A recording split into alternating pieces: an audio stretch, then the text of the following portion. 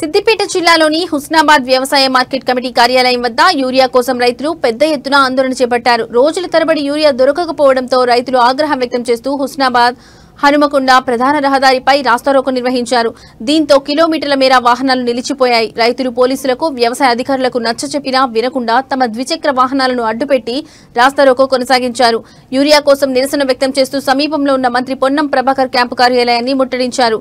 Camp కార్యాలయం వద్ద పోలీసులు అడ్డుకోవడంతో రైతులు అక్కడే ఆందోళన కొనసాగించారు. యూరియాకు చిట్టీలు ఇస్తేనే కదులుతాం అని నినాదాలు చేశారు. ఈ క్రమంలో అక్కడే ఉన్న కాంగ్రెస్ నాయకులకు రైతులకు మధ్య స్వల్ప వాగ్వాదం జరిగి ఉద్రిక్తతకు దారితీసింది. చివరకు వ్యవసాయ అధికారులు రైతులకు టోకెన్లు ఇస్తామని హామీ ఇవ్వడంతో ఆందోళన విరమించారు.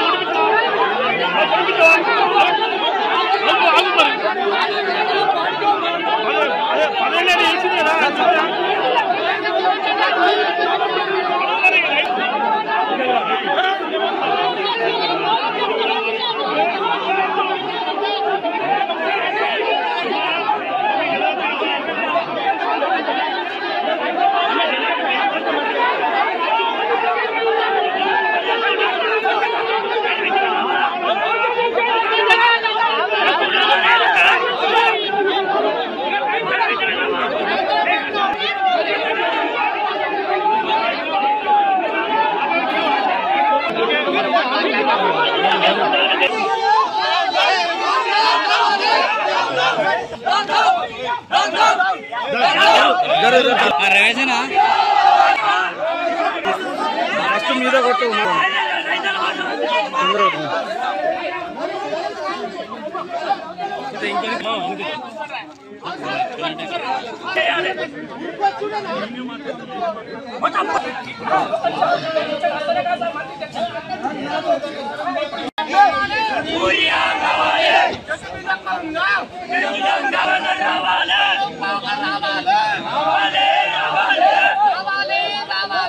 చేసినా చేయలేదమ్మా ఇబ్బంది పడుతున్నాను ఆంచే లేపుకొచ్చి కూర్చున్నాం సార్. మేము ఈడైతే ఎవరికి ఇబ్బంది లేదు, మంత్రికి తెలుస్తుంది. మాకు కావాల్సింది యూరియా సార్. మాకు కొట్టు లేదు, మాకు కావాల్సింది. హుస్నాబాద్ మండల కేంద్రంలో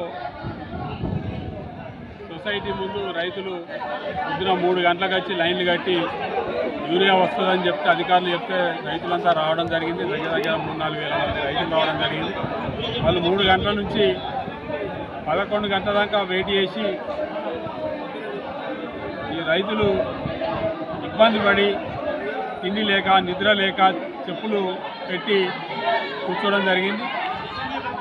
యూరియా లేక ఇక్కడికి వచ్చిన ఏదైతే యూరియా లారీలు ఉన్నాయో వాటిని సొసైటీ వాళ్ళు అక్కడపేటకు పంపడం వలన రైతులకు బాధ అనిపించి కోపానికి వచ్చి రోడ్డు మీద రాస్తారోకో కార్యక్రమం ఒక 3 గంటల సేపు రాస్తారోకో కార్యక్రమం చేయడం జరిగింది. రాస్తారోకో చేస్తే జనానికి ఇబ్బంది అవుతుంది, వాళ్ళు కూడా మన జనమే అని చెప్పి రైతులు మళ్ళీ ఆలోచించి పక్కకు జరిగి క్యాంప్ ఆఫీసులో ధర్నా కార్యక్రమం చేద్దామని చెప్పి రైతులు ఆలోచించి క్యాంప్ ఆఫీస్కి రావడం జరిగింది. క్యాంప్ ఆఫీస్ ముంగట దాదాపుగా గంట సేపు బెటాయిస్తే కూడా ఎవరు రాలేదు.